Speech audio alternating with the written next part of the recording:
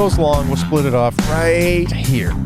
Okay, go ahead. I know what you're going to talk about, but I don't know exactly what you're going to say. So let's hear it. Well, I'm aggravated. We have friends that live in Columbia that I know there's been a higher level of communication and transparency with the parents and citizens of Columbia School District than there has been in Waterloo. Oh, okay. I didn't know that. I think it's pretty much, if you were to go around to like the school districts around our area, Belleville, Redbud, Columbia, where else you want to go? Probably Dupo, even go across the river. I don't know about Valmeyer. I don't know. But I know Columbia. Columbia's probably the best parallel, right? Okay. So what kind of transparency? Their assistant superintendents making Twitter posts telling people what's going on a almost every other day basis, giving people updates on here's what we know, and eloquently stated, and putting themselves in front of the people and be like, hey, if you have any questions about this, let's call the administrative offices. Here's what we know at this point. And what we've gotten from our administration, and let me qualify this. Our superintendent, he is a friend of mine. I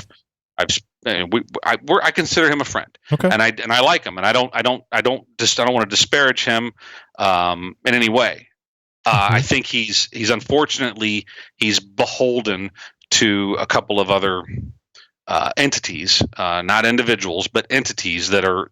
I think they kind of tied his hands, and he's unwilling for some reason to communicate the status of things. For maybe fear that he might step in it, or step in something, that puts him in a position where, he's not comfortable. So what I'm talking about is the teachers unions, and I'm talking about the Illinois Board of Education, and I'm talking about the governor, and, and the parents and the citizens, right? So if he says anything, then people are like, well, you said, blah, blah, blah. It's like, there's a way to communicate these things. There's a way to tell people what you know at this point. It may change. I will have more information in a day, 2 days, whatever it might be. And when I have that information, I promise you, I will come back on Twitter or Facebook, or I'll use the archaic phone call out system, right. and I'll make a phone call to all of you. I'll use the system we use for fucking snow days, something. But as of today, we've been out of school. My kids have been out of school for at least 2 weeks. Are we on the third week? Yeah, maybe. Yep. Yeah. So yeah, we are. And we've received communication from the school district. One time, whenever they said, "Yep, we're sending them all home," and then another one. Maybe there's been two, but Sunday, I think there was something that said, like, here's what we got from the Illinois State Board of Education, which it's not my job to decode what the Illinois State Board of Education sent out. That's your job to decode it and tell me how your school district is implementing these edicts from the Illinois State Board of Education. I don't need, but so fine. I'll go and read this thing. I still don't know what the hell's going on because the Illinois State Board of Education knows how to talk in circles. Yeah. But I mean, okay, I don't know enough about either side here. I'm just going to jump in and defend the other side since you're taking the one side. Yes, 3 days ago, we got an email from the superintendent with a couple of paragraphs of information, mostly relaying what the Illinois State Board of Education had released. The last sentence or paragraph is, we will communicate with you when more details are available and as we create our plan. We intend to create a plan that is meaningful for our students while not overburdening students and families. This may be a delicate balance to find, but it is our focus. So they don't know yet what they're going to do. They're trying to figure this all out. What do you want? Why does Columbia know that they're starting remote learning on Thursday? Why did 2 weeks ago? We are on week 3. This is day 2, week 3. The 16th of March was the first day the kids were kept at home. And I don't know about if it was the 16th, but it was that week. The Columbia School District sent out an email. I don't know if it was an email or not, but they sent out a communication with that same type of survey, asking for people's technological capabilities in their home to ascertain what would be needed if the schools were not to come back, and how many Chromebooks do we need to provide to students? Mm-hmm. How many Wi-Fi hotspots do we need to ask for from Verizon or AT&T or HTC or whatever, right? They did that 2 weeks ago. Columbia did. Okay. A private school down the street from our public school has been doing remote learning for like 4 or 5 years. Mm-hmm. Go talk to them. Go ask them, how are you doing it? But the most important part of this is that there should be transparency. Every parent, every citizen, not even if you don't have a fucking kid in school, every citizen should be communicated with on a regular basis. I'm not saying every day, every other day, maybe. Did you say I don't have a kid in the school? Even if you don't have a kid. Okay. I thought you said even if you don't, if you're a citizen of the school district, that you should be paying hearing taxes for it. So yeah. Yep. You should be hearing regular updates on what is being done. So, and we're not. Yeah. It's just not. I guess. I mean, again, to take their side, I really can't imagine that they're sitting around not doing anything. That they're twiddling their thumbs, playing Fortnite. I just don't see that. So I'm going to assume that they're in communication with the school down the street that does a lot of home schooling or teleschooling, and I'm assuming they're in communication with the Board of Education. And I mean, I don't know. I don't need them to share every email transaction that goes on. I don't need that either. I need a regular update to give me a clue what the fuck's going on, because we've gone 2 weeks without anything, with just kind of guessing. We knew that they were going to be out of school until the 31st or the 30th. But the original edict was that they would potentially go back on the 31st. We know that's been extended. Right. We know there will be a change. There will be some remote learning. The email that was sent out said, well, because we have spring break next week, we somehow, our school district somehow gets an extra week to prepare, which doesn't make any fucking sense at all. But whatever. What do you mean it doesn't make sense? Why would we get an extra? Why would we get this week extra? If the governor said all students need to be back in school on the 1st or the 31st of March or the 1st of April, whatever it is, why would we get an exception because our spring break starts on the 7th? Well, that's what I saw. Was it says here, schools are being allowed up to 5 days to create remote learning plans that would be in effect should the governor order schools to remain closed beyond April 7th. I think that, I don't know, was that the original date, April 7th? That's what it sounds Either like. Way. Maybe. But our spring break is from the 6th to the 10th, so they're saying we weren't going to go back on the 7th. Either way, it's obvious that there is room for different interpretations of that information. Okay. I interpreted it differently than you did. I'm saying that why aren't we starting now? If the governor said 31st, why aren't we starting now? But because we have spring break next week? That doesn't add up for me. Furthermore, we need 2 weeks. We had 2 weeks. What have we been doing the past 2 weeks? Yeah. Now we have a 3-4 week spring break. Everybody's sitting around twiddling their dicks, and now we're going to start getting serious about it. Now we're going to start sending out surveys. Now we're going to start tackling this problem. Again, this goes back to what I was saying earlier. I guess that's what I'm saying. I don't think they're just saying, no, we're looking at this. I think they've been looking at it. Well, I don't disagree that there are some people in the school district, and maybe the superintendent's one of them. I hope it is. I think it is. I think he's a smart guy. I think he knows. I just think that there should be better communication. So I'm going to give him the benefit of the doubt. I'm going to give him the benefit of the doubt that he is in communication with other school districts, and he is talking to the State Board of Education. But great, tell me about that. Even if you can't tell me much, say, hey, today I had a status report. Today I had another meeting with the Columbia superintendent and had some great ideas exchanged. We're still trying to come up with the final solution. I just wanted to give you all heads up that I'm working on this. And we got your best interest and your child's best interest at heart, and we're going to make this right. Instead, I had 2 week gap between communication, and the one that came out Sunday, I think one of the final sentences or one of the final paragraphs, we're discussing with our legal counsel on how to move forward. Why the fuck are lawyers needed? Why? Because of people like you, Ryan. That's why. No.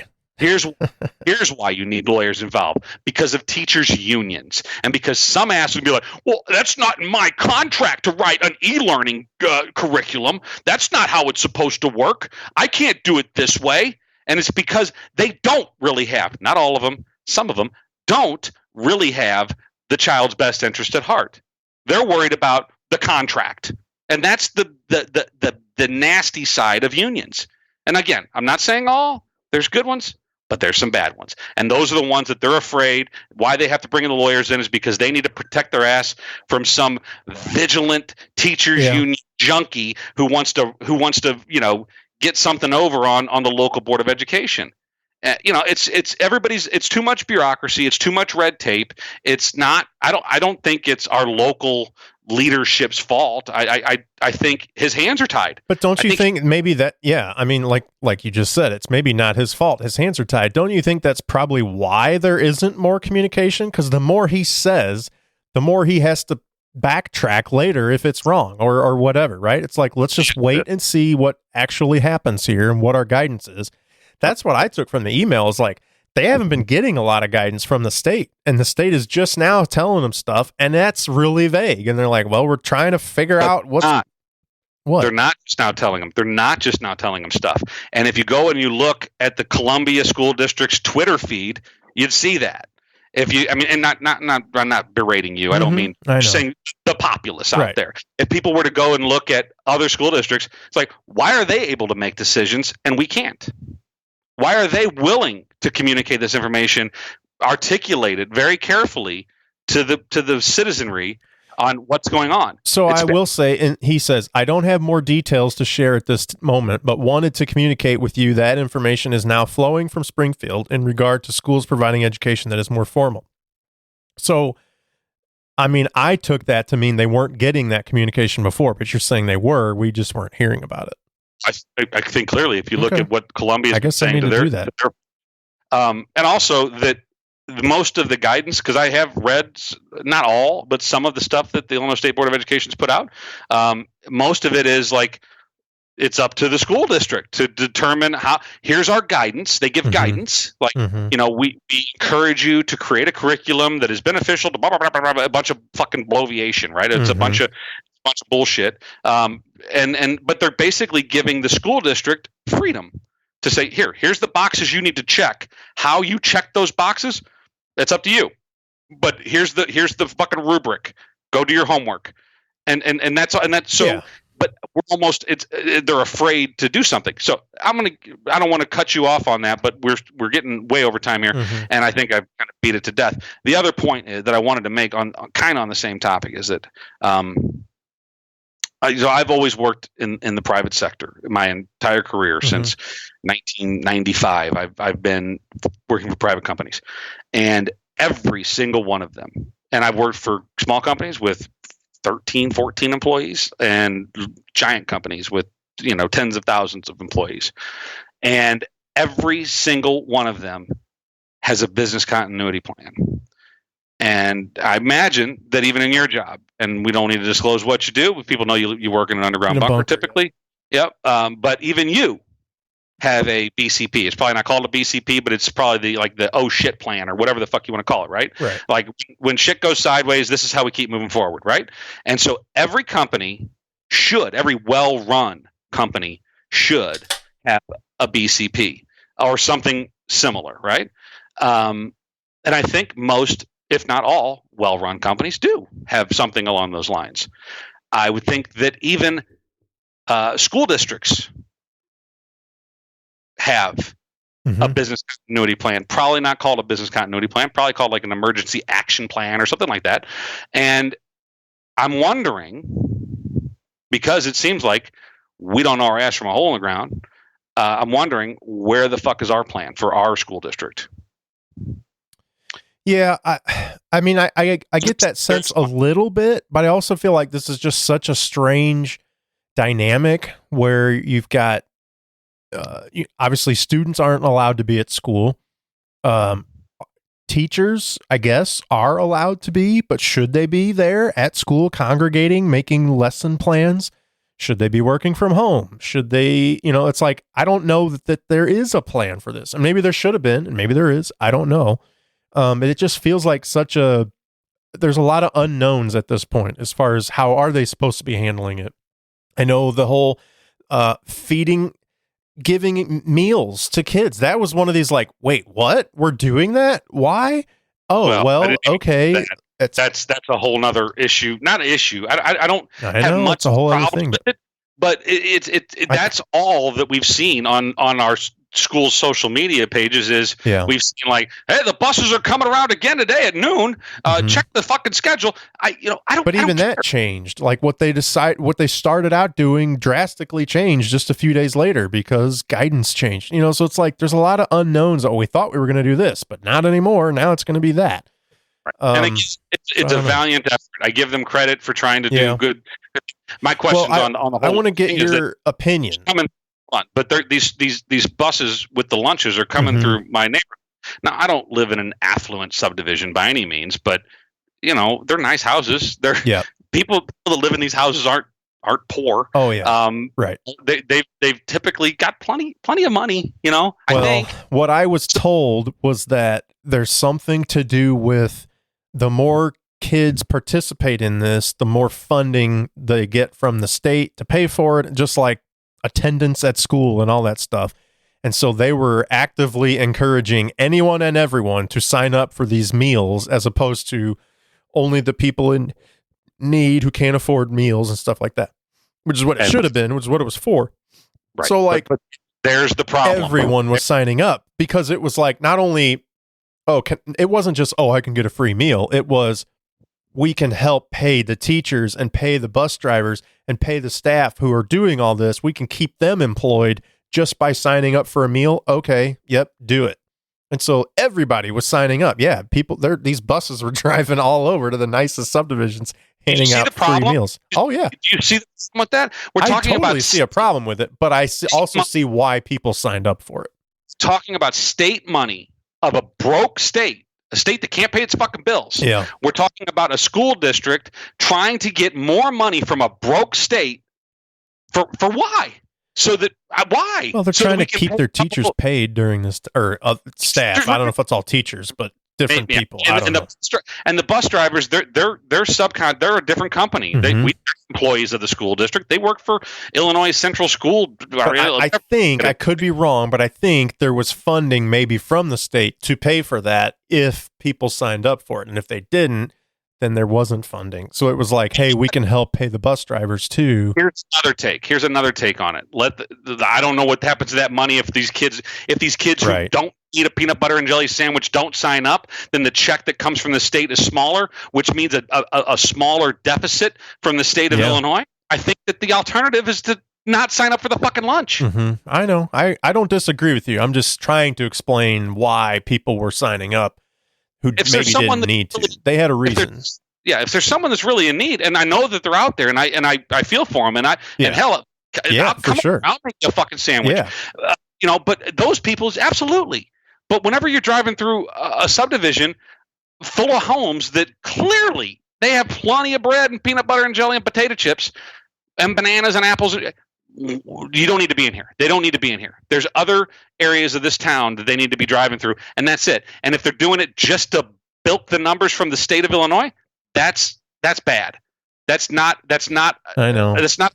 It's not a good motive. That's ill. I don't know. It's just shady. It's kind of like supporting your local businesses, right? Go out and get food from your local Stubborn German or Shorty's Barbecue or whatever. Try to keep them in business. So it's also, hey, sign up for these lunches to keep your bus drivers employed and keep the staff employed who's preparing the meals. Were paying for it. If those people were paying for it and paid the $2 or whatever it cost to make that lunch, and the 12 cents in gas it took to get there, great, fine. I got no problem with it. But these people are taking. I looked at it as there are people who don't need this, who are taking advantage of it, and that's wrong. Well, and that's wrong. But again, I mean, I'm saying they're not taking advantage of it to get a free meal. Some people surely were. I'm saying the people were taking advantage of it to help pay the salaries of the staff. It was like, hey, if that's a way that you can get paid, I will sign up, and my tax dollars will go to that, and so will Ryan's, and so will Jared's. But that's how that works. Dude, there's other measures in place to take care of that. Number one, the teachers are union. I guarantee you, they are guaranteed to get paid. I don't know about the cafeteria workers, but the government is going to send out a check to everybody that's going to take care of some of that. It's not going to fix all their problems, but there's other measures in place. And the employer, I don't know. Honestly, I don't know enough about how whether it's the bus, the bus garage, it's up to them. I would much rather private industry or the local organize, whether it's a school district or whatever, I would much rather them take care of it than trying to play some shenanigans with state funds so that we can keep a bus driver driving for another fucking day. Mm-hmm. That's shady, and that's not right. Now, that's assuming that what we're talking about it actually happened. I feel like it's not on the up and up. I don't think it's right. I mean, these things are not, it's not hard. And I think that every time we get into these kind of muddy waters on especially when it comes to public education, there's a couple of drivers. One of them is the bigger government, whether it's state or federal government, getting too involved in creating red tape and bureaucracy. The other one is the teachers union. The teachers union, who does not, mark my words, does not have the best interest of our children in mind. They don't. I think the majority of teachers do. I think the teachers union does not. Yeah. They are worried about much different things, and we don't need to get into that on this one. So, I mean, I agree with you, but is that so shocking? Like, would you say that the auto workers union has the average citizen driver's interest at hand? Like, no, of course they don't. They have their own workers' interests at heart. Like, they don't. If it came down to whether or not you as a driver or you as a auto worker, who's more important, they're going to say the auto worker. So sure. It's like, does the union have our kids' best interests at heart? Well, they probably do, but it's different. Well, the government isn't paying the auto worker salary. My tax it depends on when you say the bailouts and shit, but yeah. Yeah, you're right. GM bailouts under Obama, sure. But on a normal day, on the average day. Yeah, I know. You're right. 200 years or however long, 150 years, industry has been, and the unionization has been for private industry. It is whenever it involves governments is whenever things go sideways. Furthermore, the reasons for union, we don't need to get into that. The reasons for unions are so bastardized nowadays. Sure. Why do we have these things? Is it that the reason why unions were invented was because there were horrible working conditions for employees. And in some cases today, I think that we do still need unions. Otherwise, we would easily slip right into those horrible working conditions. Yeah. But we're talking about teachers. I mean, they sit in an air-conditioned classroom, and yes, they have to deal with 20 kids that we don't want to deal with. But but it's not that bad. It's really it's not. And I could get into a whole litany. I've heard a lot of horror stories from teachers over the years, so I think it can be that bad, but. I'm sure that all the teachers out there in the world would be like, well, you don't understand. Right. It's if you like it, so why don't you teach? I'm like, well, you know what? If they raise the teaching salary to what some of the teachers want it to be raised to, I will go teach, and then they'll lose their job because I'll be better at it than they are. Yeah. Okay, I want to get your opinion. It's almost time we should wrap this up. We're an hour and a half in, but I think I know what you're going to say. But do you think that educating from home, having these kids take online classes, basically high school, junior high, elementary school, is practical at this point? Like, is that really realistic to expect them to really learn and be able to all be on the same plane and whatever, right? Like, isn't it almost like, fuck it, school's out, right? At this point, it's fucking April. Like, well, it's the end of the year. Half these kids are tuned out anyway. The seniors are like, fuck it, I'm not even taking finals. Like, this is the time of year where everybody just sort of mails it in anyway. Like, why are we trying to work so hard to get everybody to be able to work from home and online this and telework that and blah, blah, blah for these kids? Like, they're not going to pay attention. On how it's executed. It depends on how it's implemented and executed.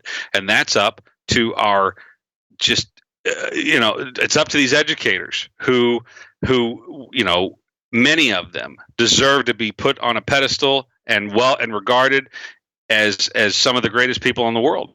But many of them don't deserve that. Now's the time to shine, and you will be held on that pedestal if you create the curriculum and you find that malleability, that ability to adapt to the environment that other people in other industries are being forced to do right now. You find a way to make that happen, and you create an online curriculum and a way to connect with your students through this remote, environment. Then yes, we can have effective e-learning. We have the greatest technology that the world has ever known, right? I sound like Trump now, but we do. We have some of the most amazing technology at our fingertips. I'm sitting, 10 minutes away from you, but about 3 miles away from you, and we're talking over the internet. Pretty clear sound quality. We're recording a fucking podcast. It's going to go out around the world. We could do video if we wanted to as well. I have conversations with India every single day, and I see their faces and talk, and I hear them clear as a bell too. This is an amazing time we live in. The resources are at their fingertips. The money is there. If they need Zoom, Zoom's free. There's versions of it. There's other solutions for e-learning that are also free, cost effective. And if we're that hard up for money in the school district, then I'm sure that there's some grants out there that were emergency grants. Or if you ask the public, I bet you that people would chip in to make this work. There's plenty of solutions out there. I agree. It's done. Technologically, we're at a point where this should be able to happen. But I'm saying, is it practical to expect we don't let kids have their phones on them in class. They have to keep it in their locker or in their desk or whatever. Can't have it out. You can't enforce that at home. Every one of these fucking kids is going to have their phone right there. They're going to be scrolling through TikTok and Instagram while their class is going on. Is it practical to expect parents who are hopefully working from home, but some of them, a lot of people are not working from home. They have to go to work to enforce shit with their kids, to make them all day long for 8 hours do whatever while they actually have a job to do too. It's just not practical. Not everybody has the same technology. We assume everybody's got broadband, but that's Let me give you solutions. Let me give you solutions to those problems. I'll give you a couple solutions. Okay. Number one, let's assume that every student can stay home. Now it's a leap, and it's not true. It's not possible because there's parents that have to go to work there's and they work at Walmart, and there's right. But there's other things that are closed down, whatever. right? That they can't go. So, but let's just take that leap of faith that every student can stay home and they can learn. And there's someone there to help them. There's a parent there to help them. And we're talking K through 12. K through 12, there's every kid can stay home. So, but then we have this other issue that we didn't account for, and that's technology. Not every kid has a laptop, and everybody has a Chromebook. Not everybody has Wi-Fi. A desktop computer. I mean, now not everybody has just use their phones if they have that. Sure. So here's the beauty of what we've got going on at our school district, that where they are maybe not ahead of the game, but they're right there in the game. We've got a shit ton of Chromebooks sitting up there at that school that are right now in a locker somewhere, and they're just charging, right? They're not doing anything. Send those home with kids that don't have the technology. Send them to them. And if we run out, order more. I'm sure that the government, or again, individuals, local people would say, here, you can use this one. I'll give it back to you when you're done, but I'll loan you mine. Okay. Let's assume we can get everybody on the same playing field as far as hardware. Right. So everybody's got a laptop, and then if everybody doesn't have Wi-Fi, you go to HTC, which is the local telephone company, or you go to Verizon or AT&T, and you say, hey, can we get you guys to give us some hotspots, mobile hotspots, so that we can get these kids learning? Whoa. Not with my tax dollars. No. They're going to donate them. Yeah, right. Or absolutely they will. Absolutely HTC would. I don't know about Verizon and AT&T, but the local phone company, you betcha they would, for the goodwill of the citizenry and to try to get more business, because they don't have much business now because landlines are to shit and their fucking television service is horrible. But they're going to do whatever they can to try to win your business. And you know what? Let's assume that works. That's one solution. That's one solution. Okay. And even if it doesn't work, and people throw a fit about tax dollars, well, your tax dollars were going to keep the lights on up at the high school. You didn't bitch about that. Now we're not paying for that. We're just shuffling money over to the other pocket. So another solution is that for those kids that don't have anything, that don't have someone at home with them, they don't have the technology, we've got these giant fucking buildings, and the percentage of students, at least in this school district, the percentage of students that wouldn't have those things, we could let them go to school. We could socially distance them the entire way. On the bus, have a couple bus drivers take them. You can't sit more than fucking 4 seats. You got to sit apart from each other. We're going to send multiple buses. You're going to take you to your school. You're going to sit 6 desks apart. and we're going to give you a Chromebook, and there's going to be a moderator to sit here in the classroom, but you're going to take the class just like every other kid in your class is. And then whenever the school day's done, we're going to keep an eye on you. You're going to sit here and you're going to look at your Chromebook. You're going to watch YouTube videos, and then we're going to send you home. But now that's a less desirable solution but it's also employing people too. It's giving people a purpose, and it's managing to keep people safe and socially distanced. And you're putting a little bit at risk because you got to get them out of the house and you got to get them there. But it's also probably solving a lot of problems for some of these people that still work at Walmart, or they work at a doctor's office, or they're a nurse or whatever. Right? They're a critical person to the economy of the U.S. and they need to get to work that. So that's just two solutions. I'm sure there's others. I'm not that fucking creative. It's not that hard to solve. It's a matter of, again, I'm not talking about the hardware or we don't have broadband, so come in and sit 6 feet apart. I'm saying, is it practical to expect kids on their own to do this kind of work outside of a class environment? Yes. Every day. I don't think it is. I think you can expect adults to do that. You can expect college age students to do that. You can't expect 8-year-olds and 12-year-olds to come home and do work in their bedroom without distraction and get anything accomplished. You can't expect that. Because that means that we have an entire generation of children that have zero accountability. And I know there's always, in every generation, there's a handful of kids that don't have any accountability. But if we can't expect this generation to be able to be sent home in a time like this and to continue to do their work to the best of their ability and to be accountable for their work, then that means we have failed as a society. The parents of those children have failed, and we should give up. Because yes, there should be accountability at age 8. Maybe not at 5, 6, and 7, 8, maybe, but when you get to 8, 9, 10, yes, that child should, you say, yes, this is school now, Timmy, sit down, shut the fuck up, and listen to Mrs. Smith. You're in class. No, give me your phone. And also the teacher has to learn how to manage that environment. If they see Timmy's head down, then you say like, Tim, are you with us? What are you doing? Hey, what was I just talking about? Hold them accountable. On my Zoom video? Yes. TJ got that today from his Japanese teacher, who she speaks very good Japanese. I think she struggles with English. But so he's not, he struggles with the class a little bit. It's Japanese. It's tough. It's one of the hardest languages to learn. But there was 2 occasions that our dog, or little dog, got downstairs and was running through his room where his computer is. And he had to get up and grab the dog and take her back upstairs because he didn't want her fucking rooting under the bed and, whatever, shitting or something like that. So he got off camera, but he had his earbuds in, and they're the AirPods, so he could hear everything. And so he takes the dog upstairs and he runs back down, and he's like, I'm back. And she goes, you need to stay on camera. And he's like, I'm back. And so it happened again. The dog came back down. Someone opened the door, whatever. The dog came back down. He had to pick the dog up again, and she starts yelling. He's like, TJ, where are you at? And he picked up the dog in front of the camera. He's like, I got to take care of this dog.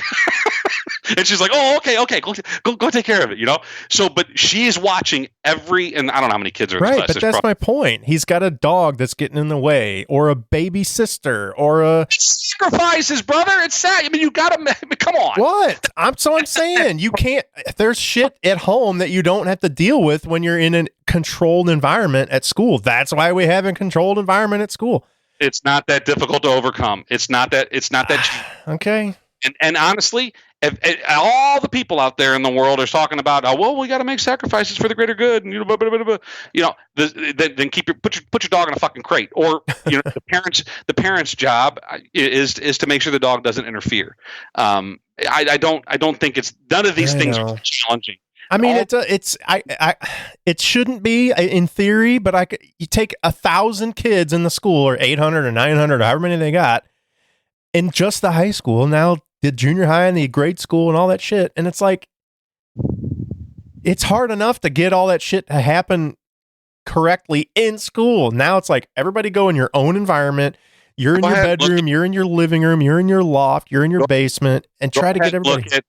Go ahead and look at go to the high school or the junior high school website and go to the, what's it called? The staff listing, and just scroll through the sheer number of people that are employed in one school. And now I'm not saying they're not important, I'm just saying, in an environment like this, shit, put two of them on a Zoom call. One watching to see whose head's falling down, the other one actually giving a lecture. There's plenty of people that aren't working. I mean, that just aren't, right? And they can sit there and they can, maybe they can just listen in, or they can grade papers and periodically glance up and see someone farting around on camera and say, hey, Tim or Jennifer, stop fucking around. Obviously not in those words. I mean, come on, it's not that hard. There's plenty of people. We spend a lot of money. Look at your tax bill next time it comes and see how much money we spend for education, and multiply that by however many fucking residences are in this town and how much money goes out to this industry. It's a lot. It's a lot. And it's appreciated. I'm not saying it's not. I'm just saying, like, look, we should be able to make these adjustments. An industry that is funded as well as the education industry is in this country, let alone this county, we should be able to make these adjustments. I'm just saying, I agree with what you're saying. Like, yes, your job, you do this every day with your teams and things like that across the country, across the world, right? You make this happen. But we had my wife's grandfather's 90th birthday was yesterday or 2 days ago, whatever. And they had a little Zoom party, and there was like 10 of us on a Zoom call. And it took like 30 minutes to get everybody working. This person's audio wasn't working. This person's video wasn't working. This person was vertical while they're horizontal. They can't see. They only see one person at a time. Nope. Swipe over, hit the settings in the upper right corner, Grandpa. And it was that kind of thing for 10 people. Now do that for 1,000 people in one high school. Now do that for the rest of the junior high and the grade school. How many 90-year-olds we got in that mix? Well, there was only one or two, but everybody else was an adult, like an accomplished adult. Like they weren't all old people. These are just like 40, 50, 60. You got a classroom of 20 kids, 25, 30 kids. I guarantee those kids are going to figure it out faster. Probably. You're probably right. But we also got, for as many 16-year-olds we got 8-year-olds in there and 7-year-olds and 12-year-olds that have to. Just as savvy. They're just as savvy. The I'm trying. I'm on my grandma's Chromebook, or Windows just crashed or whatever, right? Like all got a smartphone, or they got a tablet at home, or they got an iPad, or they can use an uncle's iPad. It's not that hard. People are making excuses for it, and honestly, I think that most of the excuses are because this is going to hurt. I hear it coming. Teachers don't want to do the work. I mean, maybe parents don't either.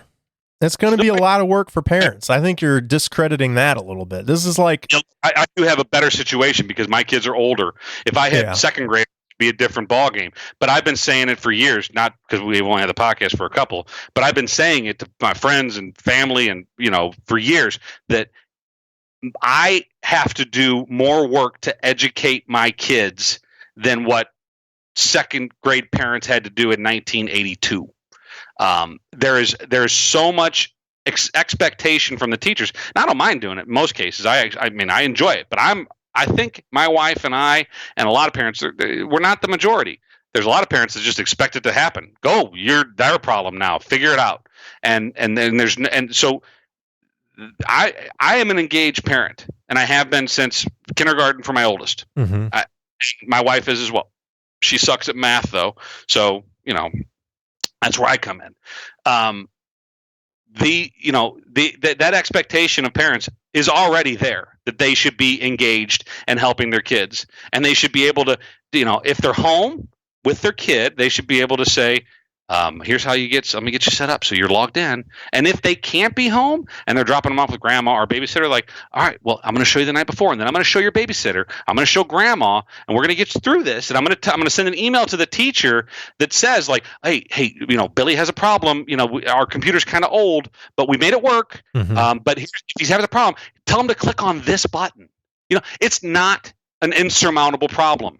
We are in a situation where it is time for sacrifices. And it sounds like some people are willing to make them and some people aren't. And everybody needs to be willing to make those sacrifices. Yeah. Other thing is that kind of changing the tone on this, my tone on this whole thing. Maybe not changing my tone, but I think the teachers, public school teachers, and professors at major higher education, public or private universities, they're afraid that by going this route with virtual education, the toothpaste is out of the tube, man. Mm-hmm. I was going to ask you that. Do you think there's a reason they don't want to push this because it makes them expendable? Absolutely. Yeah. Absolutely. If all of a sudden someone came to you and said, "Hey, Jared, your job, the thing you do every day and that pays your bills and that supports your family, we found a better solution. Mm-hmm. We've got this guy. He can do basically 4 times the work. So you and your 2 buddies are all fired. So thanks for your service. Bye." And that's it. So that's what the potential is here. I think that's what some people are afraid of. I'm not saying it would be the perfect solution, but that's the potential. And I think that's what a lot of people are afraid of, is that if we come up with e-learning, that's why people hate Betsy DeVos. It's because she came up with magnet schools. She's come up with unique solutions on education. Yeah. Some are very unpopular, and some don't fucking work. But she's trying different shit. Even before she was the head of education, she's trying different things, and it terrifies the teachers and the unions and the administration and some parents, because they're like, whoa, no, don't mess with the way it's been working this way forever. But it's not working. We're lagging behind all these other countries. Our education system is crap. Our test scores are not good. You put our American students up against Chinese students in any university, and we're going to lose. Says the guy whose kid was top of his class and got a scholarship to Tulane, and whose next kid is also on his way to the same thing. That's another conversation for another day. Uh-huh. I'll say there's something called, I'm going to bash my own kids here real quick. There's something called grade inflation. And grade inflation is a real thing, and it's not a product of the teachers doing ill. I think the teachers are just trying to fit the whatever the government asked them to do, or whatever parents are trying to ask them to do too. And they're trying to make everybody happy, just like administrations are. And so what they do is they say, oh well, we got to get these kids through. So even though I know this one's kind of dumb, we're going to give them a B, and off you go.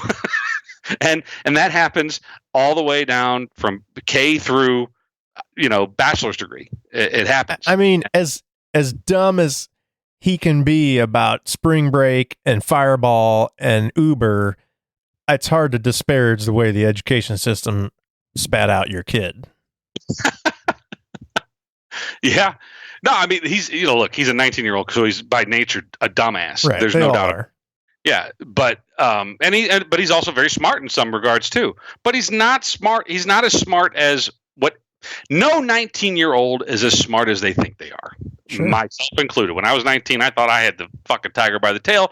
I was a dumbass. When I was 25, I thought I had shit figured out. I didn't have shit. I didn't have anything figured out. I thought that when I graduated college that the world was just going to open up for me. It was going to be my oyster and everything was going to be great. And boy, was I wrong. And I think every college graduate, most, if not every, realized that, like, oh shit, now I got to really do some work. It's not just going to be handed. It's a different world. But that's the challenge of life. But anyway, so the grade inflation is also it's the participation trophy of education. Like, oh, you want an A? Okay, we'll give you an A. If that makes you feel good, does that make you feel good? We'll give you an A. You want a 3.9 GPA? Here you go. Now, they're not saying there's kids that don't deserve it. There's kids that deserve those, but there's some kids that just don't. They don't deserve it, and it's because the system is busted. That those kids are getting inflated grade point averages, inflated, and then they bitch about standardized test scores. They're like, well, the standardized test scores are not fair. It's like, well, they've only been around for 50 years, but now all of a sudden they're not fair. Why? Right. Because your kid got a 4.2 GPA and he got a fucking 12 on the ACT. Well, let's figure out what happened here. Mm-hmm. Maybe the 4.2 is bullshit. I mean, he clearly doesn't know how to take that test. He doesn't know the material. So where's the disparity? Let's not say the test is broken. Let's look at both sides of the coin and figure out what the solution is to the problem. Mm-hmm. Maybe there's a balance, but it's not just like, well, fucking throw the test out. That doesn't work. This kid, clearly, he's a genius. He's got a 4.2 because these 8 assholes that taught him in high school wanted to push his ass through because he was annoying. Yeah. I don't know. I mean, yeah, right. Not popular opinions, but back to old Bill Burr skit where he talked about, and it's probably at least 10 years old, where he talked about military and how everybody always stands up and applauds military veterans and like, oh yeah, they're the best, and and they're wonderful, and most people would agree, myself included. But his point of the bit is that you're telling me there's not one veteran that's an asshole? Right. They're out there. There's and we talk about police officers, and they're doing all the first responders. They're amazing individuals, and they're sacrificing themselves. They're doing amazing things to protect us. But except the ones who are assholes. Right, they're assholes, and that goes. We can keep going with this. Sure. There are teachers out there who are doing things for the right reasons, and they love the children. All they want to do is improve the youth, and they want to shape minds. But then there's some that are fucking lazy assholes, and that's the problem. Is that the lazy assholes get their fucking finger in the cookie jar, and everything goes to shit. Yeah, and that's it. I mean, it's not a popular opinion. And you know what? And until recently, and maybe not even. I still may be outside of the bounds here. You're not supposed to say these things. Nobody can disparage a teacher. You can't do that. Especially social media. You can't say something negative about a teacher. How dare you? These people, they work so hard. They take care of your children. How dare you say anything negative about these teachers? It's like, well, no, some of them suck. Period. I think if you have a podcast, you have carte blanche to say whatever you want. Well, apparently I do. I mean, we'll find out, I guess. Suffer the consequences of it. I mean, tag WCUSD in this. I mean, I'm not afraid of anything that I've said today. I think I've qualified statements accordingly. You know, there's good people, and I think that the people that are making decisions in this time have good intentions. I think that they're. You know what we need to do? We need to have Brian Sharon on the podcast. Yeah, maybe. But I think unfortunately he's handcuffed remotely. Well, yeah, right. Socially distancing, or your neighbor, who we will not mention his name, or your neighbor who's deaf. Yeah, right. On, and I think he's a pretty regular listener. So we've got a few teachers in this subdivision. We got to have a little group podcast. Get some different. I bet you'd get different opinions too. Oh, no doubt. Right. I mean, but I don't know that. See, that's the other thing is that I feel like you need a retired teacher. You know, you need someone who's not beholden to that game anymore. They already got their pension checks coming. They're already signed up. It's all good. They can say whatever the fuck they want to. But those that are still in the mix, I think that there's a fear. It's like it's a cultish type of thing. Like, oh no, we can't say anything negative about the union, and we can't say anything negative about anything. We just I gotta do my 25 years and hope for the best. Hope that the pension's still there whenever I'm done. Which don't even get me started on the fucking pension. Yeah, no shit. The Illinois State teachers' pension is bankrupt by all accounts. I mean, maybe not bankrupt, but it is on track to be bankrupt in short order. They've already adjusted the numbers to try to accommodate as many retirees as possible. But it doesn't work. And the reason why it doesn't work is because they allow too short of a tenure before you're eligible for your pension. Well, my concern is just with things like this, with this epidemic and $1 trillion packages and stimulus this and blah, blah, blah. What's going to disappear 5 years from now? And they're going to chalk it up to, well, we had to deal with this. Tough luck. It's like, oh, fuck. Anything retirement is gone. Well, maybe for public teachers, maybe for public employees. Yeah, we'll see. I mean, that's what my company or any Social Security. Who's to say that they're going to not just bleed that dry? Yeah, maybe that's been a fear for a while, but that's why you should contribute to your 401k and make sure that it stays private, make sure that it stays in your control. Because they could take that too. There's been discussions about taking your 401ks and making them part of the public. Sanders wants to do that. Yeah, and that's just it's bad news, man. And anybody that doesn't see that is just honestly, if someone doesn't see that, if someone disagrees and thinks that it's a good idea that the government takes complete control of your retirement, then there's only two answers: either they're fucking stupid, or they're in the tank and they're getting something out on the other end. Well, okay, but I will say on the counterpoint would be if it's not complete control of your retirement, if it's but if we tax 10% of blah blah blah blah blah of just this amount past that, then that's okay. I'm fine with that. It's that little bit at the beginning, and then it snowballs into the whole thing. It's never the whole thing. We're never giving up control of our retirement until you are. Until it's too late. Yeah. Right. But that's exactly right. I mean, so yeah, but that's why we shouldn't even let the slippery slope. But I've talked to people who are totally like on board with that. Like, yeah, if I mean, I got no problem paying some taxes on my retirement, even though I've already paid taxes on it, putting it in there. If it'll help pay for minority blah, blah, blah, blah, blah, or education this, or auto fund that, it's like, there's people totally on board with that. Now, if you said, we're going to take all of it, they'd be like, fuck you. But when you say, hey, we're going to start with 10%, they're like, well, okay. So those people don't understand, the slippery slope or the TANSTAFL. You know what TANSTAFL is? No.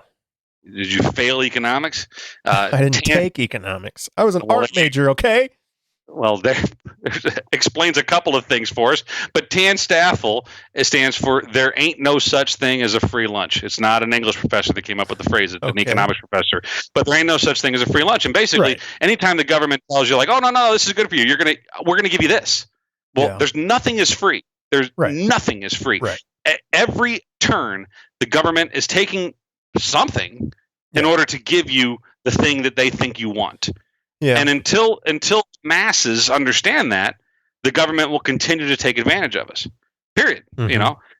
And that's a kind of libertarian principle. Well, just like again, I agree with you on that.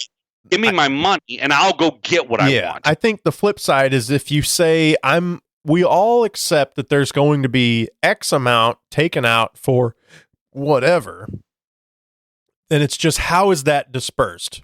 So as long as you're not taking more, and I'm not saying that's how it's done, but I think that's the mindset. It's like, we're all used to paying taxes. We're all used to there being this fund of money that goes towards public whatever.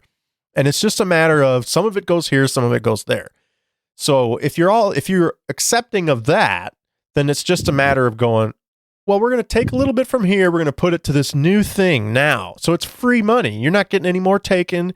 We're just taking it from this group and putting it over there. And you go, okay, fine, whatever. You do what you think is best.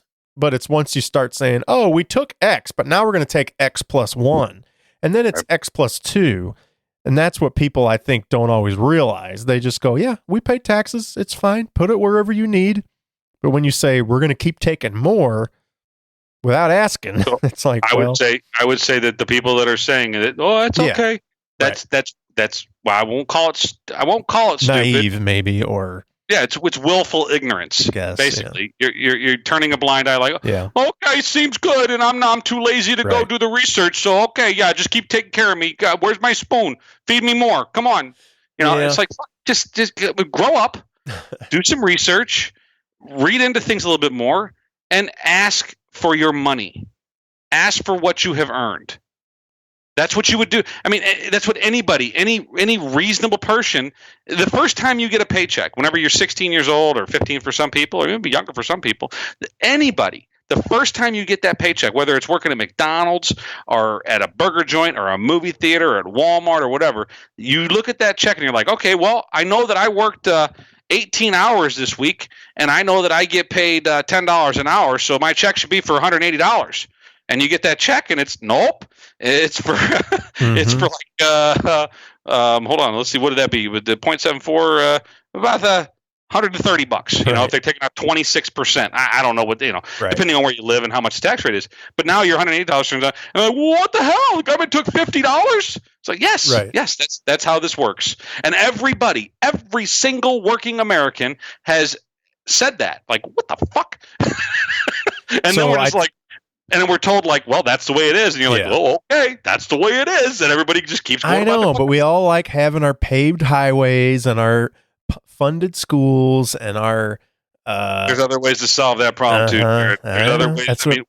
Whether it's tolls or use taxes or taxing license plates more or taxing gas more, there's usage taxes as opposed to just taxing everybody right off of what they earn. is just a little bit disingenuous, and also it lacks accountability because we don't really know where that money's going. We'd have to dig pretty deep, and in today's world, it'd be difficult to even find those line items to see where your money goes. But if you know that I'm paying an extra 13 cents a gallon on gas, and I know that money is earmarked and it cannot go anyplace else, that is earmarked for highways or bridges, right? And I know that if I go and I buy, I don't know, give me another example. If I go and I buy books, and I get for school, educational books specifically, and I go and I'm going to pay a 12% tax on those books, that tax is going towards public education, or it's going towards public university systems. There's a lot of ways to skin this cat, right? Mm-hmm. But those are more genuine solutions that have accountability, that would remove a lot of the bullshit that exists today. But right now, they take 20-something% out of every man, woman, and child, working Americans' paycheck. And we don't know where the fuck it goes. I mean, we have some ideas. We know it goes FICA and this and that, whatever. But there was things on and it's probably gone from your check stub now. But there were things that were very cryptic language that was specifically that wasn't Obamacare stuff, but it was like almost like welfare program type things. I can't remember exactly how it was worded, but and maybe it wasn't on your paycheck. Maybe it was I think it was on cell phone bills is what it was. When you paid your cell phone bill, there was an additional couple taxes that were tacked on, and those things went to Obama phones. I think I'm thinking out loud here as I'm talking about this, but I think that's a factual thing. Yeah. We'd have to do some research on it. So, but those kinds of things, like, right. Don't bullshit me. Don't lie to me. If you want to tax my cell phone bill, fine, tax my cell phone bill. And that should fund the erection of towers and the improvement of 5G and et cetera, et cetera, et cetera. But don't bullshit me and tell me that I'm paying this tax for my service and then go give it to somebody else that didn't do anything for it. I didn't agree to that. Yeah. If I want to agree to that, then have me check a box. So yes, I'm willing to give another $10 out of every check that every bill that I pay to my cell phone provider. I'll give another $10 to help people that can't afford a cell phone. Give me that fucking choice, but don't just lie to me and take it from me. And that's what's going on in America today. We're stealing from the citizenry, and it's not right. It's not fair. It's not right unless.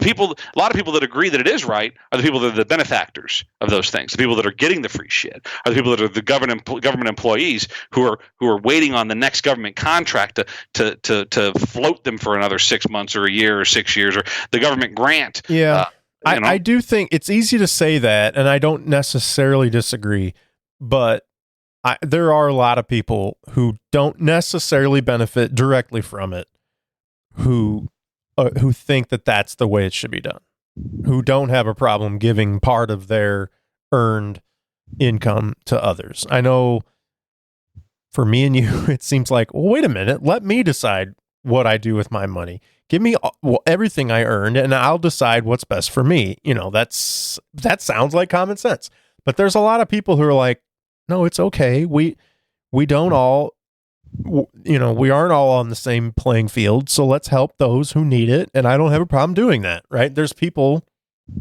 who have no problem giving up a part of what they've earned.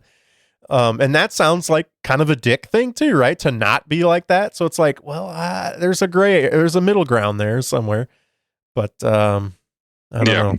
Yeah. Well, but anyway, we're approaching Joe Rogan territory here with the length of this podcast. Well, there's a couple. We can talk about it after you hit stop on this, but on how to handle it, because I think, I don't disagree with what you're saying either. That there are people that don't agree and that don't want their money, and they may be benefactors, and they're also paying into it. I would say that not universally, but some of those people they need to do some more research. They need to look. Yeah. People can't trust. We put so much trust in the government. And we put so much trust in our elected officials to make the right decisions. And I think that if you were to really, line them up and say, and just look at their faces. Don't even know their name. Just look at their faces and say, like, I don't trust 75% of these people. No way in hell would I trust them to watch my house or even to make sure that they feed my dog on a daily basis. I wouldn't trust them for shit. So why would we trust them to make sound decisions for our financial well-being? See, I look that exact same way at Donald Trump and Joe Biden. If you just look at their faces, why would you trust either one of them? One of them. They don't look like trustworthy people. They're clearly not trustworthy. Yeah, no, I agree. Yeah.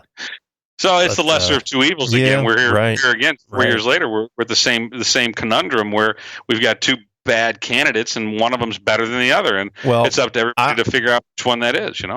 As a guy who admittedly had thought Donald Trump had no chance of winning the election on election night, like I thought there's no way he's going to win. I'll say right now, mark my words, there's no way Joe Biden beats Donald Trump in the upcoming election. No way. No, he'll probably fucking win, but I don't see how. But anyway. There's no telling. I think you're along with 95% of other Americans. There was a very small faction that thought that. I don't even think Donald Trump thought he could win on the election. He very well might be sitting there going, "What the fuck?" I'm pretty sure that maybe 99% of America was shocked that he had pulled it off, and I don't know. I think there's no telling what's going to happen. I mean, the polls say one thing. I don't trust anything. I mean, I really don't. And even the results when they come out, it's like I don't know that I'll trust them. I don't know that we don't know that Trump didn't pull some lever or that Biden didn't pull some lever. Lever meaning pull a string or whatever. So, call in a favor. We don't know. We don't know anything because everything is so disingenuous today. I know you can't trust anything you read or see or it's just it's all bullshit. It's all bullshit. But I think there's an upside to that too. There's a positive side to that is that because there's an awakening to the bullshit, if you will. There's we talk about wokeness and whatnot, but there's a wokeness to bullshit and to government bullshit, and many people are opening their eyes to and seeing just how things are completely fucked and why is that person in charge?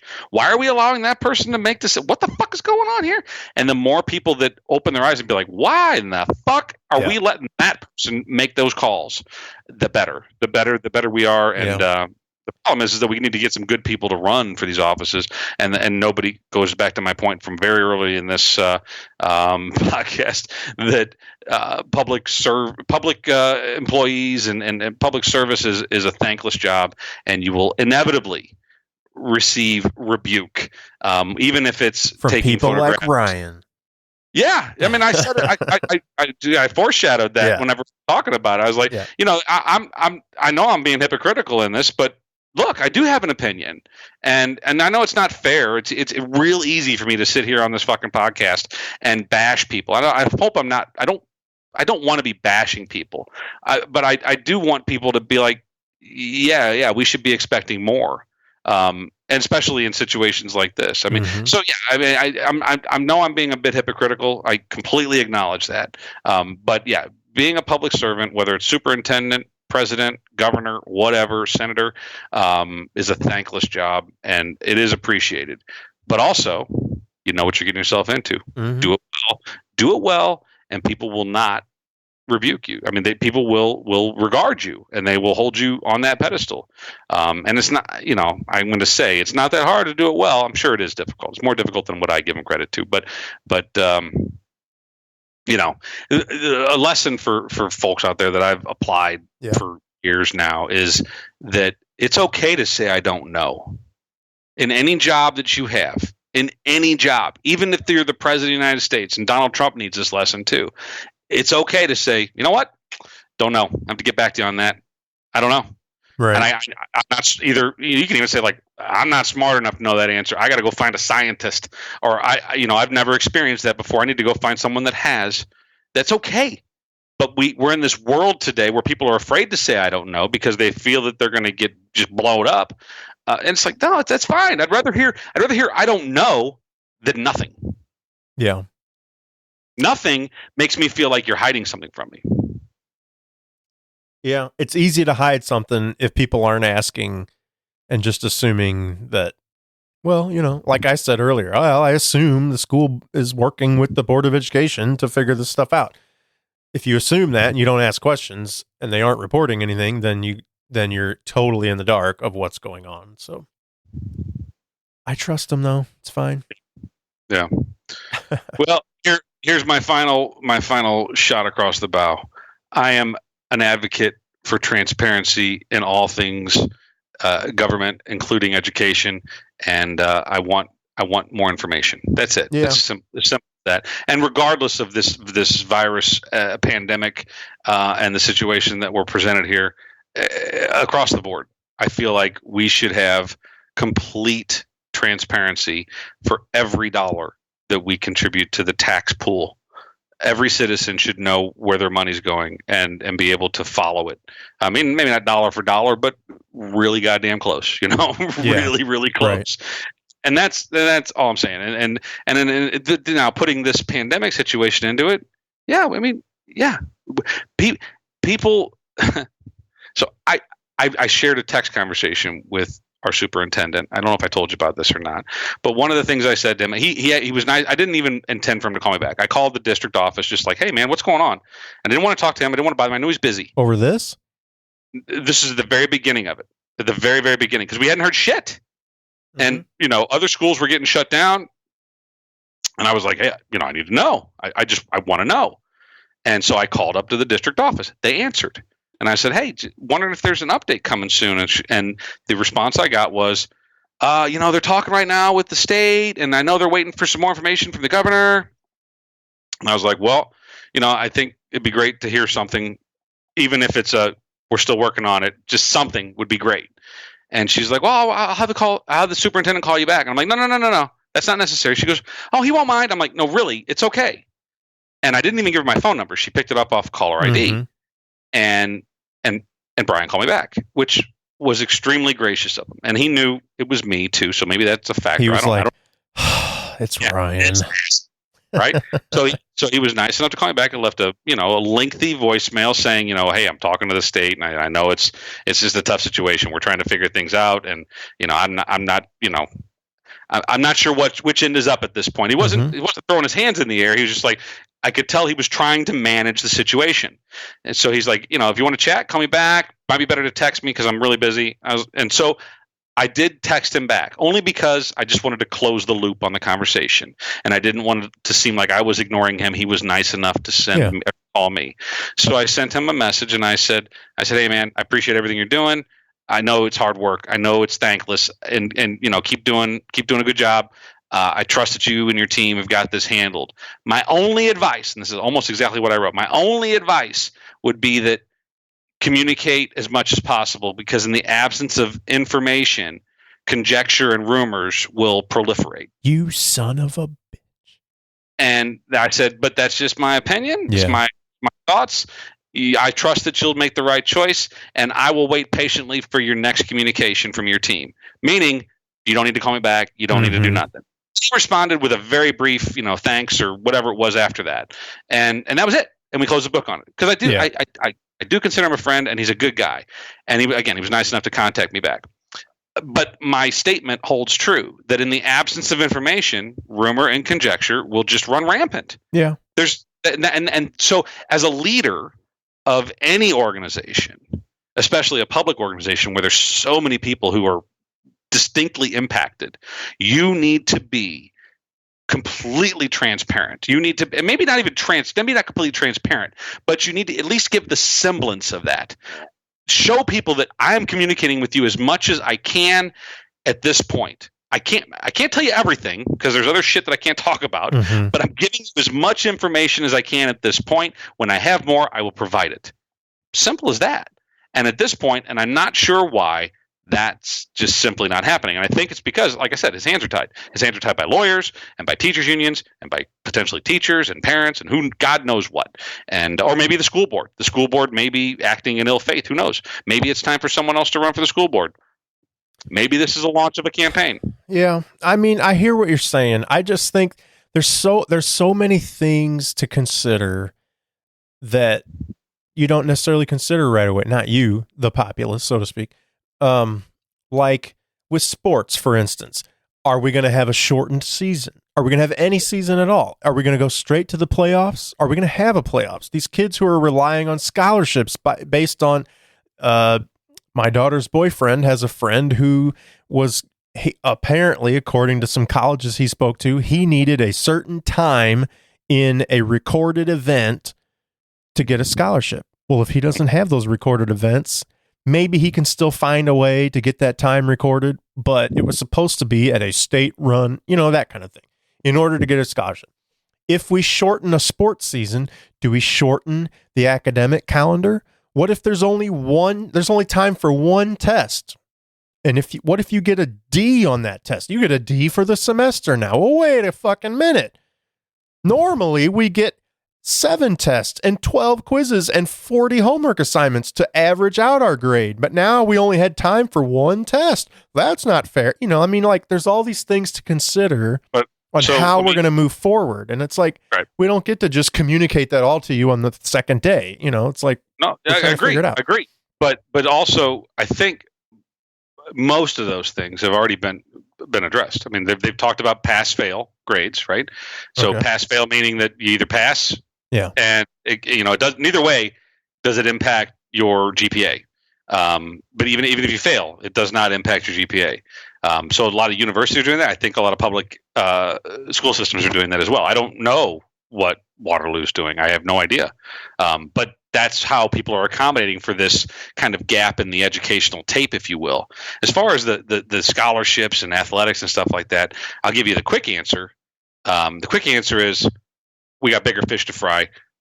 Tough shit about your track meet. Sorry. Yeah, I don't disagree with that. Yeah. The long answer is, we're gonna come up with a solution for that later. Right now, we've got other things to handle.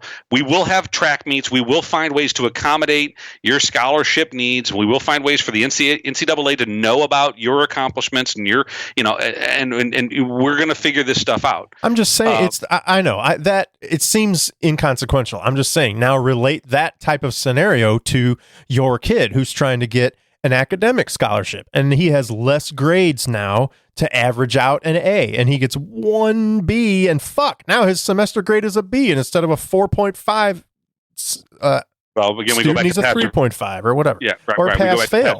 Like, well, what but the also, fuck does a passing grade now get you a full ride? It fucking better not. Well, but here's the beauty, Jared. Here's the beauty of all of this, and it goes. So I use this with the economy originally. But it's not a big leap to make it here. Everybody is on the same playing field. Okay. Every single student is on the same playing field. Every single student did not have that track meet. Every single student has missed, for the most part, has missed the same amount of tests and the same amount of homework. Mm-hmm. So everybody is on equal plane. So it's like your argument is like someone complaining about the Green Monster at Fenway being advantageous to the Red Sox. Well, the Yankees are playing there too with that same short porch in left field. They can hit over that wall just as easily. So it's the same. It's an equal footing. Everybody's on the same page. Kind of. Not everybody's starting at the same point, and that's the difference too. They are. No, you got some kids who are not scholarship athletes, and they don't give a fuck if there's a track meet this year or if they get this time or that time. It doesn't fucking matter. They aren't fast enough. But the kid who is counting on that one meet to try to get his time is on a different playing field. They're up against a whole different set of criteria with a whole nother swath of individual students. So yes, you've got the track students who are all competing over here, and all those track students are going to miss the track meet. And then you've got the brainiacs, and all those brainiacs are going to miss. Maybe they're going to miss that second SAT exam or the final essay that they were hoping was going to push them over the brink. Mm-hmm. Or they're going to miss the Scholar Bowl meet that was going to really put them over. Yep. Whatever it is. Yeah. The point is that there's little factions of students all across the state and the country, and they're all, for the most part, all on the same. Right. I'm just saying, if your kid or my kid, whatever, needed that 2 points higher on their SAT to achieve whatever standard. And now instead of SAT, this has already happened. Instead of SAT training at school or at some facility. Now it's at home. We put the practice test out on Google Docs, and feel free to fill that out, and we'll get back to you on that. Well, now that's your PSAT training instead of. Does someone have an advantage? Because as far as I know, every student is having to deal with that same. But now you've got some students who already tested at it. Let's just say 32 on their ACT, and I had a 30. But if I could just get a 32, I'd get a full ride. And now I can't because everybody's on the same page. Everybody's on the same schedule. If you're pissed because someone got a 32 on the test that you got a 30 on, fuck yourself. You should have studied harder, or you're not as smart as them. But you should have had another 6 months to study and practice and do this and ask questions in class and be around a formal school environment. And now they're like, stay home and you're on your own. I mean, that's not. Out of 32 did not get any more time than you getting your 30. You understand that? I get it. Okay, whatever. It's all good, I guess. On the same playing field. So if you're saying, well, I need more time, well, if someone beats you with the same amount of time that you got, they're a junior, you're a junior. You all knew that the test was coming up, and you got a 30 and they got a 32. Well, you got no bitch, because they're either smarter than you, or they studied harder than you, or they're better at taking tests. There's like only 3 answers, really, right? So depriving them of a full semester of class is no big deal, because fuck them, they should have already done what they were going to do. Like that's 32. The 32 was also deprived of that semester of class. I know, but all right, whatever. I'm not going to argue about this. I don't even know where we started going down that road, but I'm just saying there's a lot to consider when saying, how is our school board or our administration going to handle this crisis? That's all I'm saying. There's a lot to consider, and to complain about a lack of communication is like, I mean, first of all, they're getting their communication from J.B. Pritzker on down, in the most corrupt state in the union, and our fucking union and debt is ridiculous as far as all that shit goes. Now that's who we're expecting to relay accurate information to our local teachers and administrators. Like, I don't know. I don't have any expectations that our local school board would get any good information from the state of Illinois. So I'm going to give you two things. If you're the general, or not a general, if you're a major in the Army and you're in a battle, and the guy that holds the radio got shot and the bullet went through the fucking radio, and now you can't talk to the fucking general that's on the on the rear. Mm-hmm. And so do you tell everybody like, well, just sit here and get shot at until we get the radio fixed, or do you figure out how to seen sleep? Forrest Gump? Come on. So you figure out how to sleep. And as much as I complained earlier about Pritzker blaming Trump for everything, I can't blame Pritzker for everything that happens in our state. But I'm pretty sure it's fairly common knowledge that we're one of the most corrupt states with one of the most fucked up economic systems and deficits and teachers unions and all that shit. It's fucked up in this state. Everybody knows that. There's people fleeing away from this state to get out of all the financial bullshit that's going on. So That's partly where I'm coming from. Is like, now we're assuming that system is going to accurately relay information to our school board, our local school board, and tell them how they should be handling things within a week or two of this shit that our governor is suddenly, thrusting on everybody. Guess what? Every school is out. Every business is closed. Every this, every that. Like, no wonder they don't know what the fuck's going on. Well, that's another discussion altogether. I mean, I don't disagree. There's another discussion altogether. The other point I wanted to make about the fairness or the equity of things, and that how can we expect the administration to make these decisions, considering all of these circumstances with track runners and Scholar Bowl participants, and drama participants and speech and debate and whatever and cheer and football and baseball, yada yada yada. How can we expect them to make a decision? It does make it difficult whenever everybody is out there trying to find a reason to complain that their baby didn't get a fair shake. The bottom line is that everybody ended on the same day, especially in the school district, and for the most part, the state. Everybody's school year ended on the same day. Everybody's baseball season ended on the same day. Everybody's track season, the same day. Yeah, so juniors right. Competing for juniors, with juniors rather, and that's the bottom line. It's So, though, I will say that's only in this state. I mean, Missouri didn't shut all their schools down and shit. So real close. It's real close. I mean, there's still some states that haven't shut down yet. Schools. Where? Aren't there? I mean, I would have thought that all in the country is shut down. I don't know. I don't think that's true. Think you would hear about that if that was the case. If Iowa there were still and Tennessee and maybe Arkansas in like upstate Montana, there's like a little. Okay, I don't know. I don't know that, but I just assumed that it's not even half, but maybe. Okay. Anyway, yeah. After class, they go and they raise a barn, and then they come back and they do their homework. Yeah, maybe. No, but I mean, look, it's real close. You know, certainly there's some exceptions of kids that remained in school. Look, there's kids that have started remote education because their school district was prepared for this. Yeah. Or their private school was prepared for this. Mm-hmm. Now that's an inequity, and we should be looking at our providers, education providers, to say like, what the hell? Now my kid's at a disadvantage because that superintendent or that director of that private school was prepared for this. Yeah. So that's an inequity.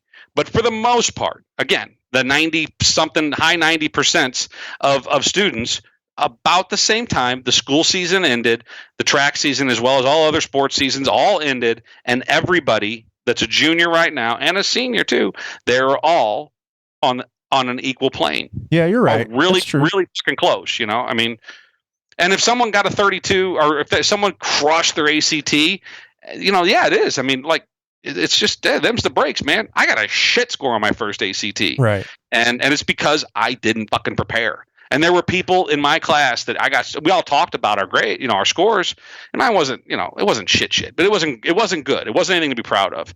And there were people that I fucking knew I was smarter than. I know. Mm-hmm. And they did better than me. And I'm like, well, fuck. I got to try that again because clearly I did something wrong. And it was because they prepared. They understood what to expect on the test. And that's most of the problem with standardized tests is understanding the test and understanding how to prepare and put your best foot forward out there and approach it the right way. You know, and skip questions when you don't know. That's how many times did you take your ACT or SAT? I don't know. Twice. Me too. I got a 21 and a 24. I got the same score both times, but the first time I got a much higher score in one category and lower in others, and then it averaged out. And then the second time, I brought all the other ones up and the other one down, and I was like, well, fuck it. I'm not doing this again. I got the same score. Yeah, you counteracted yourself. Yeah. I mean, I brought up certain things and brought down others. It was like, fuck it. That's fine. I should have taken it again, probably, to see if I could. Story, not for the kid. My kids have heard the story, but we gotta cut this thing off. We are in Joe I got Rogan. A bunch of empty beer cans. I gotta pee. Yeah, me too. But that was a funny story. It's kind of honestly depressing and sad because I sit here and preach about, you know, responsibility and that. But 17-year-old Ryan was preparing for his ACT, and the first time came around, and my mother said, "Ryan, you ready for this test tomorrow?" I said, "Yeah, I'm ready, Ma." She's like, "All right, get to bed. I'm gonna get you up in the morning, make a big breakfast, get you ready to go. You know, give you a shoulder massage. You know, give you a little pat on the back, and get you out the door ready to take the ACT." Fucking right, Mom. Let's do this. Mm-hmm. Get up in the morning. I eat a big breakfast, eat sausage, and maybe some fucking pancakes. I don't remember. And I go off and I laid an egg. I didn't lay. I got a 21, so it wasn't great. Wasn't. There was people that did worse. Let's put it that way. Right. And I was disappointed. And so they're like, well, all right, you're going to do it again, right? I'm like, yeah. Everybody does it again. Everybody does it twice. So the next time, my mother was not nearly as engaged, I don't think. She was like, well, motherfucker didn't apparently care about my breakfast you're last time. You're getting Fruit Loops this time, motherfucker. Yeah. I don't think I got anything. So that night, the Friday night before the second ACT, me and a few buddies, it was springtime and all the pools had just opened, specifically community pools, like subdivision pools and that. So we decided we were going to go score a 12-pack of beer and go pool hopping. And we did. And we had great success pool hopping. We probably hit everyone within like a fucking 10-mile radius. And, you know, we each had, you know, 3 beers, and we thought we were feeling maybe we had more than that. I don't know, because I remember being a little hungover, and I think I could probably handle more than 3 beers. But anyway, got home late. At like 1:00, had to get up at like 5:30 to make it to the test. Mm-hmm. Was not prepared. I had no breakfast. I was mildly hungover and exhausted because I was up all night. and I got 3 points higher. Yeah. So my point is that it doesn't. I mean, some people. Right. I think I'm a good test taker. That's just it. I mean, I'm a bullshit artist, I think, and I think that there's some people that are just really good at taking those tests. Yeah, it can deduct it, whatnot. And I think that's the case with me. The first time I was probably overthinking things too much. The second time I probably was a little bit more loose. Imagine if I had prepared. Right. Who knows? Right. But yeah, that's all. They are kind of, the standardized tests are kind of bullshit. But I think that they're still a good indicator of understanding of what you've learned over the first 12 years of your education. Yeah. So, well, Joe Rogan called and wants the length of his podcast back. So not only him, but No Agenda podcast. I'm going to give a plug for another. We talked about the last one. Mm-hmm. Did you listen? No. God damn it, Jared! I got shit to do. No agenda. I'm writing it down right now. I sent you a link. I know. You don't have anything else to do. You watch 7 hours of TV every night. I know you do. So I'm working from home. Put your earbuds in. Yeah. Listen to the one that I sent you, which is called what's it called? Something about rats. But you're gonna love it. There's a point in there. I'll give you a spoiler alert on the podcast. They talk about, and it's a Mike Wallace interview with a lady in 1976. So Mike Wallace was a big time reporter, right? 1976, about flu virus or flu vaccinations. And she's it's the story from 1976. So it's a 40-year-old story or 44-year-old story they basically saying like these flu vaccines are bad for you. This woman was paralyzed from the. It's no shit. It's a real news story. It sounds like it's Mike Wallace. Anyway, that's at about the 2 hour and 20 minute. No, mark I did listen to that. I listened to like the first hour of it, and it was a fucking 3 hour podcast. And I was like, no, Ryan, I'm not going to sit here and listen to this whole thing. Well, just like our listeners aren't going to sit here and listen to this whole thing for 2.5 hours. But you got to keep it engaging, and how do you ever expect to learn if you're not going to invest the time? Come on, man! You make it to that last hour, and honestly, you just skip through all the times where they're thanking the producers and thanking their donors and shit like that.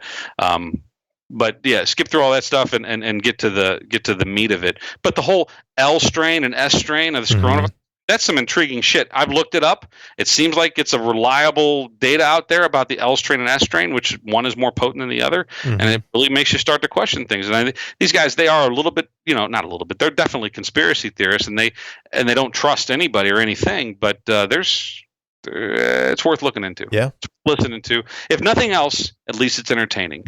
And thanks to Corey for turning me on to it. Now he's created this muddled mind that I have that can't make sense out of anything. So, but wash your hands and take care of yourself and go fuck yourself. Well, listen to No Agenda, Bats True. That's it. Episode 1226 to see what Ryan's talking about. All right. I got to pee. Ryan's got to pee. You probably have to pee. After they listen to this one, though. You're working from home, so you can pee whenever you want. All right. Well, we thank you for listening to this record-setting, epically long 2.5 hour podcast. We might split it up. We'll see. I said leave it. What else do they got to do? I know. What else are you going to do? You're sitting at your computer all day. Mm-hmm. So, all right. Well, thanks for listening, subscribing, downloading, and putting up with our bullshit, basically. So, any feedback? I hope you're getting something out of it. I mean, I get feedback from a select few, and you know who they are, but I'm sure that they'll get something on this one because we talked about education, and I know one's in it. I'm sure my wife will have something to say about you telling her she should stop taking people's pictures for a good cause. Well, I think she should listen to everything that I said before she starts having something to say. Because she does. Every day she walks out the door, she goes, "What would Ryan do?" She should. Mm-hmm. That's a good mantra. Yeah. I think she has a wristband, WWRD, on it. I sold that to her. Yeah. What I was going to say is not did we get any feedback, but if you have feedback, let us know. How can they let us? At Load This Podcast on Instagram, Twitter, and Facebook. And what is it? loadthispodcast@gmail.com. Mm-hmm. And please send it to the podcast email if you are so inclined. Yeah. That's all I got, man. Have a good night. Okay. Signing off. Until next time, I'm Jared. I'm Ryan. And get a load of this.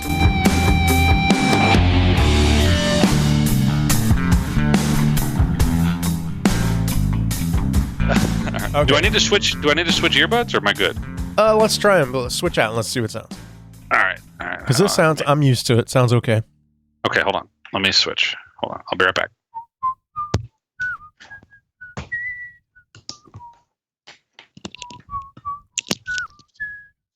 Well, I just dropped them, so that didn't help. Okay. Is this better or worse? Better or worse? I'm going to say worse. Think? Yeah, there's definitely like room echo. I can hear it bouncing off the walls. Where before there was none of that. Well, it's an inline mic just in the earbud in the wire. So that makes sense, I guess. It's not as close to my face as the headset is. It's a little weird because I mean those are usually pretty good at just picking up you and not the room, but yeah, definitely a little more echo with that.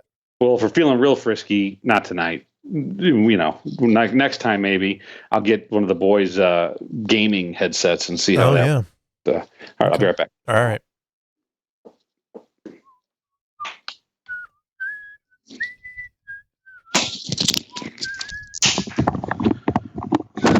I am back. Wow, that was kind of hot. Not in a sexy way, like a whoa, that's too loud. Okay. Yeah, that's better. That's better.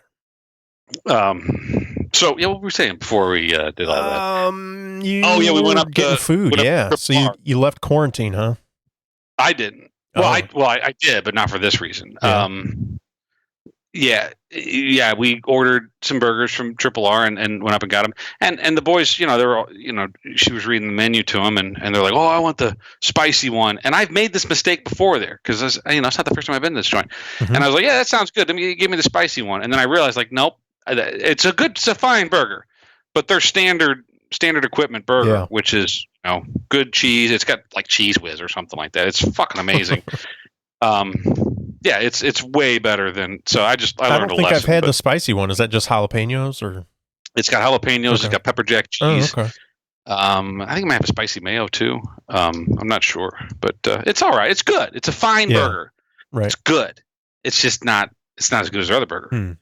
And honestly, I think I should always do a double. Oh yeah, I shouldn't do it. Well, but I think. I mean, if you're gonna do it in style. Right. So we did that. That day I also went up to Stubborn and I bought a growler because they were out of cans, which is a good sign, right? Right. I got one right now. I'm drinking an alt beer out of the can.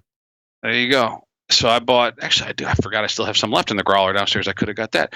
I got some blueberry wheat in a growler. Oh, okay. And it's good. Mm-hmm. And I was happy to hear that they were out of cans. They were not busy. I was the only one there. Yeah. They're doing what they can do. Better than nothing, right? Yeah. And I was, I don't need to go buy their beer, but I do. There's places like we talked about a little bit last time. I don't know if we did on the air, but there's places that you want to be there whenever this is over. And that's one of them. So Stubborn's one, Triple R's another one, Hopskeller's in there. I guess the barbecue joint, even though I've never eaten it, but I want all those places in town to survive this because it's good for the town. So I broke quarantine because I had to go to Rural King, like 4 or 5 times on Sunday because I was finished. I'm finished in the basement. Oh, basement, bathroom. Oh, okay. Sorry, it's like your basement's finished. What are you talking about? Yeah, tear it all out, starting over. No, so I started the bathroom, I don't know, about a month ago, but I've only been working 1 day a weekend on it. And it was just finally, it was nagging at me. I was like, I'm finishing it this weekend. But it's like every time you turn around, especially whenever you're in those final stretches of finishing something, I need 2 screws that are about an inch longer than what I have. And that trip was the most agonizing because I drove there. I walked in, their hardware's all the way in the back of the store. I had to walk past all these people who are not social distancing, and they don't understand this works. And I'm literally dodging people. It was like, I don't know. It was like, it was like bumper cars, but trying to avoid getting hit, And I get all the way to the back, and I find my 2 screws that I need, or lag bolts, actually. It was 15 cents. That's what my total. Right. 15 cents. I wasted more money in gas to get than what my fucking bill is, I love that place just for that. Getting nuts and bolts and screws and stuff are super cheap, but I've definitely on dozens of occasions gone in there and walked out with 60 cents worth of hardware, and you're just like, ugh, what a wasted trip. And it seems like the cashier's always like, really, this is it? I'm like, yeah. What? Yeah. What do you? I mean, you want to buy some licorice too? I don't need fucking licorice. Right. Just let me go. Yep. Just ring it up. And I was like, I'll pay you. I just give you $1 here. Just don't even give me the change. I don't want your little Corona hands touching. Fucking leave me alone. Yeah. Well, I've got some Corona stories to tell, so let's kick this thing off. All right. Well, hey, okay. Yeah. No. We were already recording, so I can't ask the question I was going to ask. But we're good. Well, fuck it. We're going to wing it. Okay. All right. But the wife's very uneasy about the topic this evening. Oh, okay. Because she knows people are listening. Yeah. I mean, I don't know if these people are listening, but it'll be fine. Yeah, I'm not going to go too crazy. They're prepared. But they know you. I got some strong opinions, All right, let's do this. Check it out. Let's go.